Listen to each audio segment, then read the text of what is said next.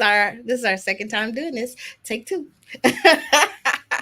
Ah, there it is. It says live. It says live this time. So, Yes, hey, lady.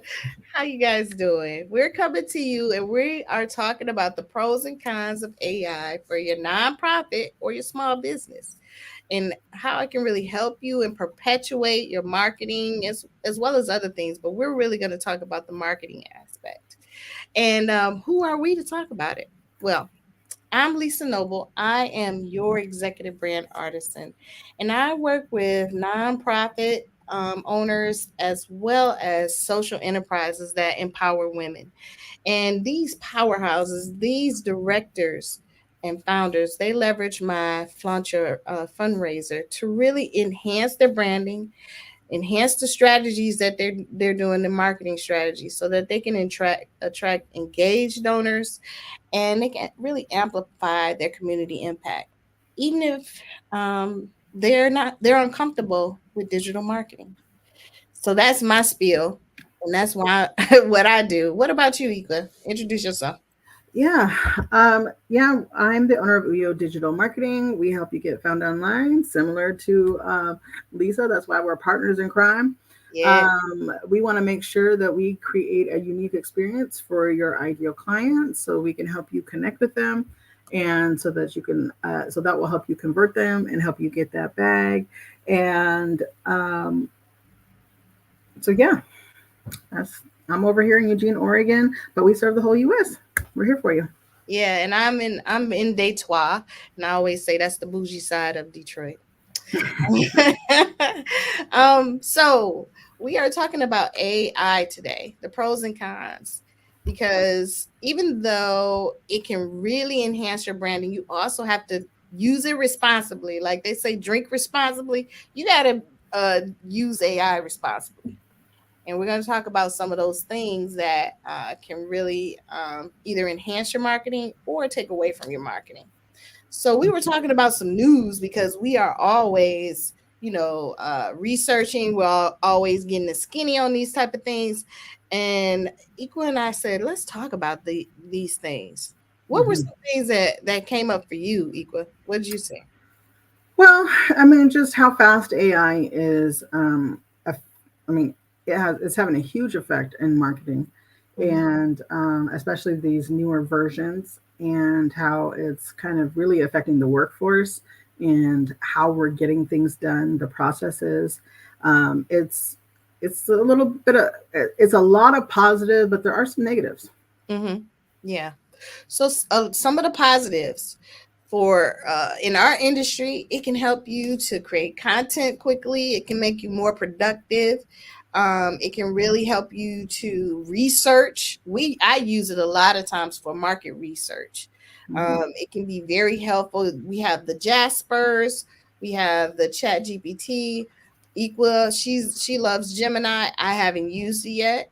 And we'll talk about some of the great things. I haven't. I have not used it yet because I don't want another bill. That's one thing that we're going to talk And about. Gemini's free. No, it is not. They are telling me I have to pay for it. It is not It's free. just you only pay for it if you want it to like go directly into Google Docs and Okay. Google Well, Sheets, which is cool, but it's a cool feature. But she's educating me. I know it came through my email and it was like 14.99. Yet another oh, bill. so that's the new Gemini for Google Workspaces. Okay. So That's that for sure is 14.99, and that's per seat. So I was kind of per disappointed in seat. that. That means Yeah. per person on your account. So say you have your assistant has their email, you have your email, per seat is 14.99. So I chose to just I use Chat GPT very well as I found Perplexity to be very cool. The free version of that, which is another like market research tool. I am keeping my bills down. So this is part of some of the cons. Now, Hmm. we Hmm. can have a lot of these tools that can be very, very helpful, but we need to prioritize which ones we use as far as our business budget or our personal budget goes. Because it can add up. Yeah, it's really tempting. You think immediately like, oh, this is going to make me more productive. Yeah. And like, I've had some AI bills for a minute that Yes. I think I had subscriptions, like $60 subscriptions that I haven't used in almost a year. Right. And then, those add up. You have a couple of those add up really quick. So, so one is knowing what you need and are Yeah. you utilizing it and Mhm. do you need it now? So for example, and one of the ways that we kind of economize and manage it is we use Chat GPT and then the team Mhm. logs in with LastPass. So we Okay. still have the history, we still have everything in one place. Everyone can access it. We still don't use all the credits and stuff like that. The other way to Mhm. do it is to do it with API and to do it that way. And LastPass, just so people are aware of what that is, it is another tool in order to make it so that everybody doesn't have to have the password, but you gain access using that Mm. tool. Multiple people can gain access to an account without having password and credentials and all that kind of stuff. Yeah. You give them permission through LastPass and that gives them access specifically to specific products and stuff like that they have permission to have access to. Yes. So that's one of the ways that we economize. Yeah. So I'm it'd be very starting the expensive, guys. huh? We talking about the bag, but then we talk about we spending all our bag. That's one of the things you have to balance as a business owner. I mean, that's the Yes. reality is part of this business strategy. Is it time for that? Yes. Is it time for that? And if it's not, and like how much of it do we need? Yes. I do pay for the pro version of ChatGPT Yeah. because I have found it to be valuable in when I'm doing my brand audits, my brand strategy, and I have to do market research. There's so many other ways to use it: video scripts, Mhm. uh, emails, but don't just grab straight out of ChatGPT, y'all. Yeah. Woo, come on, So here's the don't do downfall that. is that you can Don't, start automating, huh? I'm just saying, don't do that. Yeah, don't do No. that. Yeah. You can start automating processes and expediting things that are repetitive, Mm-hmm. right? And everyone should do that. Like if it's not something that's rocket science and not something that you need somebody with a specific skill, then Yeah. automate it. You know, Yes. that's beneficial. That's a good use of resources is to do that. It should decrease the hours. How much can you decrease? Decrease a lot of overhead and time. And so that's what I'm looking at. It's like recently is like, okay, well, I could spend X hours Mm-hmm. training somebody, Mm-hmm. or I can spend that time training a GPT that I can continually train, and then multiple team members can use it. Yes. But it still takes some of the human touch. I Oh, find that absolutely. you because it's now it's prompt engineering is what it's called a lot of times, and it's a job, y'all. People actually have the job of creating prompts in order to do certain things or create certain apps or those type of things. So it really still has to have our brains in there. Like, don't just go and put some prompt that you found online. You need to change it so that it is very much specific to you, because otherwise anybody can use it. They can get exactly the same stuff. So then say you put it on this copy on your website that looks like computer jargon because you didn't change it. You didn't put your own oomph on it, right? You didn't put your own, the way you speak and things like that. Then it's going to be exactly the same way that somebody else could go in there and do that prompt. So how is that helping you? And if it's exactly the same as, say you use it on your website, you're going to get penalized by Google or Bing or whatever, because they're like, oh, this is the same copy and Yeah, paste. it takes discernment. It's discernment and the human and that's the human touch that needs to be involved. Yeah. Um, Earlier this week, I was working on a proposal. Mm-hmm. I've started using GPT kind of like a calculator. Mm. It also expedites something that used to take me hours and hours to kind of like map everything out, put Yeah, everything in sheets, and kind of figure out breakdown. Because a proposal for me is it can sometimes be really complicated. it can be for us as well. Mm-hmm. And so I just started talking to GPT and telling it what I wanted to do. Mm-hmm. And then it kicks out this number. No flipping way, GPT. I'm not that slow. Well, Like I'm sorry. I I didn't mean to add, offend. add 20 to 30, right? I was like, what? It's not going to take me that long. And he goes, okay, well, can you give me some more parameters? Uh-huh. Can you give me more information? Like, why are you faster? Yes. And so I did, and then they gave me a better number and a better number. And so, but what it took was improving the prompts, Mm-hmm. you know, Improving prompts. yeah. And so, but it took also having the discernment. I go, something's not right here. Like, it would never take me that long to do Exactly. all of that. And that can be a con, right? Mm-hmm. Because it's still a computer. Yes. So no matter what you put in there, you still need the fact check. We hear about like the lawyer that went in to do their brief or whatever, and they're citing this information, and it's not real. You don't know what it's pulling from, right? You still have to use your discernment. You have to still that's a con of it. You can't just take it straight out the box and just roll with it. You have to make sure that it is correct. Um, yeah. Yeah. Well, the citations and stuff. So that's the other thing. So there's a new version out Mm-hmm. of GPT, which is Strawberry.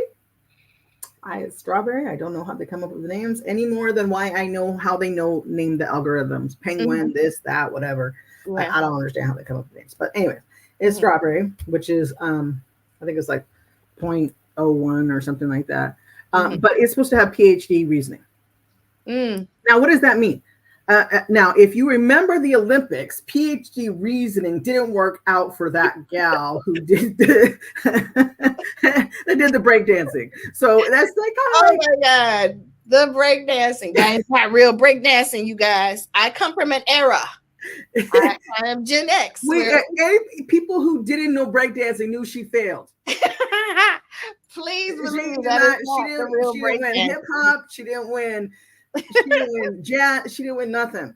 We did not No, need no Chat ribbons. GPT or any of the AI tools to know that is not real breaking. That is not from that movie that I watched in the early 80s or 90s. Break In. It was That not was an abomination. Anyways, back to marketing. abomination. But point is that PhD, I mean, I don't know. I love my PhDs, but sometimes PhDs think they know everything and there's still street knowledge. There's still street knowledge, yes, for sure. There's experience GPT does but you not can get have access to different levels of knowledge now. So I mean that's the pro. You can get access to things much faster than Google searching, than faster, just so much faster. Yes. And so that's the good news, is that it kind of expedites that process. And that's another reason why I like Perplexity.ai. Perplexity.ai is more about research. And it actually cites, you can see where it pulled the data from, and you can actually click to go to the site that it said that it took it from and read to see if that is a valid source. You can ask ChatGPT to do that. You can ask it to provide the source. Okay, well, please provide the source. That's great too. Yeah. Another pro that I have found is with my nonprofit leaders and members and volunteers. You can use a ChatGPT to help you to segment out your donor base, or for businesses, you can segment your customer base. So say you want to send an email to a specific customer, and you can put in there like, I want this email for my donors who have done something recently, that have donated to us recently, and this one, I want this email to go to my segment that goes that hasn't sent us a donation in a year. That's a great way to use segmentation and create emails on the fly.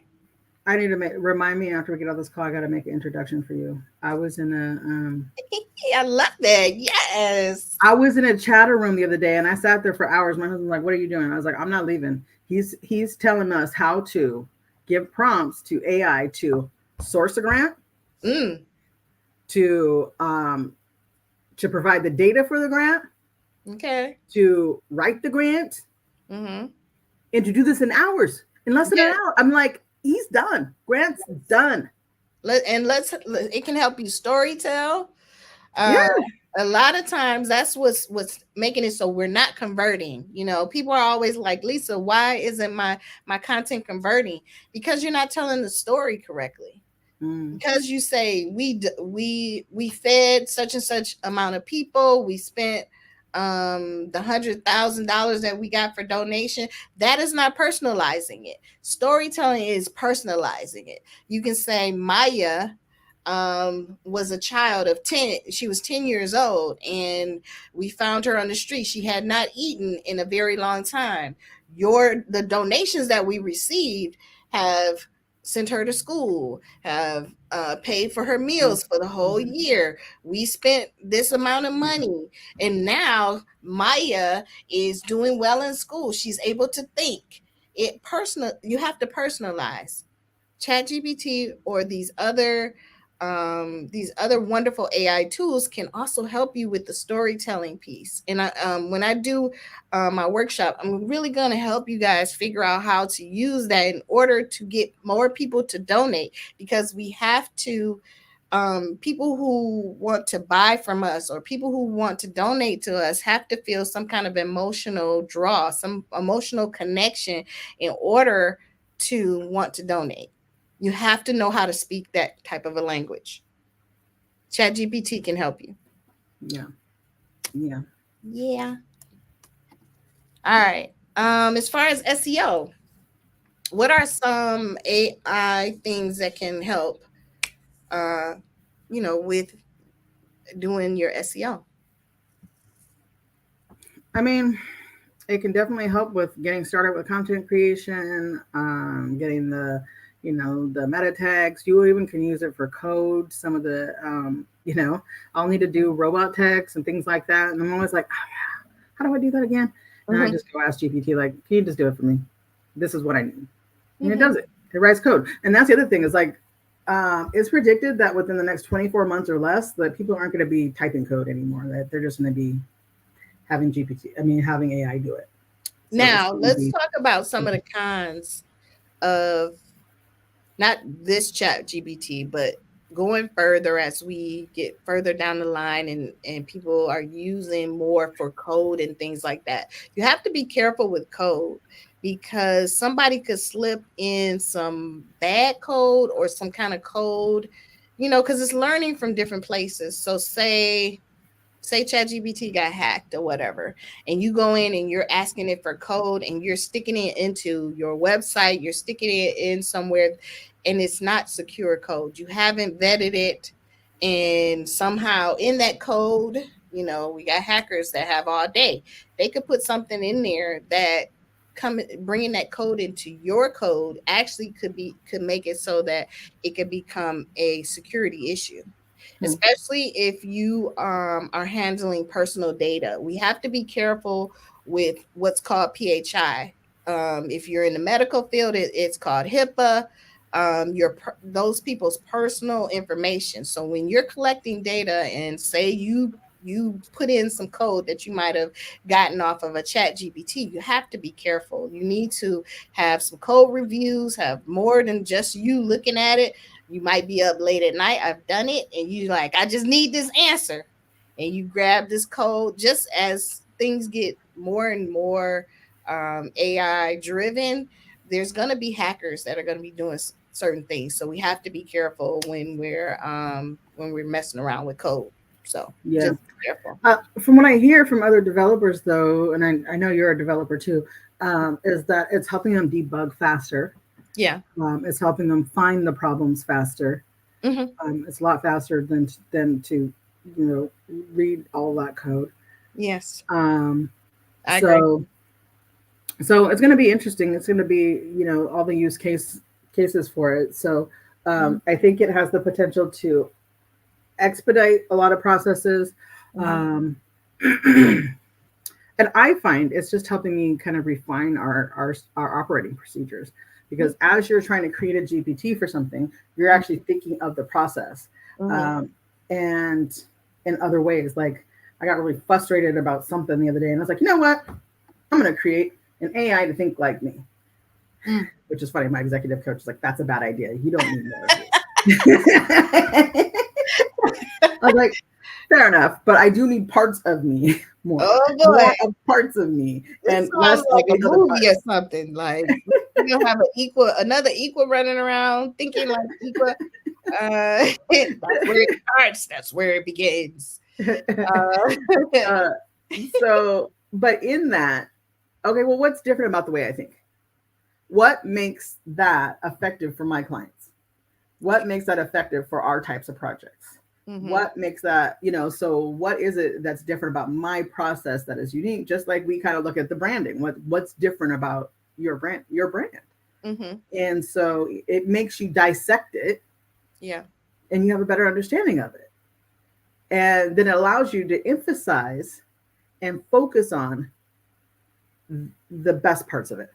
The best parts of it, and to focus on, just to really emphasize those best parts. And so that's what it's helping us do. I mean, there's other things that you can do with it. Competitor analysis. These are some of the things that I am doing with it. Um, you know, analyzing, like you said, your processes. It can give you inspiration. Let's use it as inspiration and not like a Bible. These people are creating chat bots, which are very well received on websites, because when you're not there, how about the chat bots can talk to the people that come to your website? Just there's also script ideas for ads and things like that. That is, I think, it's really opening doors for how we can use it, but we just have to be cognizant about the fact that it is a computer. There are still things that we need to put into place, or we need to check before we just throw our work out there. Be careful, be secure, and continue to grow our businesses or our nonprofits. I think it's a wonderful idea. There are just some things just to be mindful of, but I think it can be the secret sauce. It is important to not put your customer information in GPTs, in Yeah. OpenAI. That it does not. You're violating privacy policies. Do not put your client information in there. Do not use it to clean up your CRMs. Do not use it to you're just putting all the business out in the street. Yes. So don't do that. It was funny because I was in an AI meeting with a bunch of other marketers, or actually just a bunch of other business owners, and I had said that they should market something that they were doing, and they go, yeah, definitely, to someone else, to other people in the industry, and they're like, for sure, that's a great idea. And then I'm gonna use their client list. And I was like, never mind, don't talk to my friends, I'm not introducing. Don't do that. And then it just like, oh yeah, he goes, well, once they put it in there, wow, he's created the agents to be able to go get the information out of there. Well, this conversation, we can go on and on forever, because this is where our geekdom comes into play. We love everything digital marketing, and we love really helping our clients with their branding and their marketing. So if you want to have any conversations with us, please either DM us or put something in the chat so that we can answer your question, as well as if you want to have a coffee chat with me, we can discuss. I'm going to be putting some marketing audits out there. So check in with me to see if you have an event and you want me to look it over. Let's talk about it. It'll be, I can give you a price on it once you contact me. So my coffee chat is right up under my name. And if you want to contact Equa, uh, is your No, actually, I can just put my website. If they go to the website, they can schedule a. They can just help themselves. okay? So you all have a wonderful day. Thank you for joining us. And yeah, let's have another digital convo next week. And we'll talk soon. Thanks. Bye. Oh, you guys see my band aid for my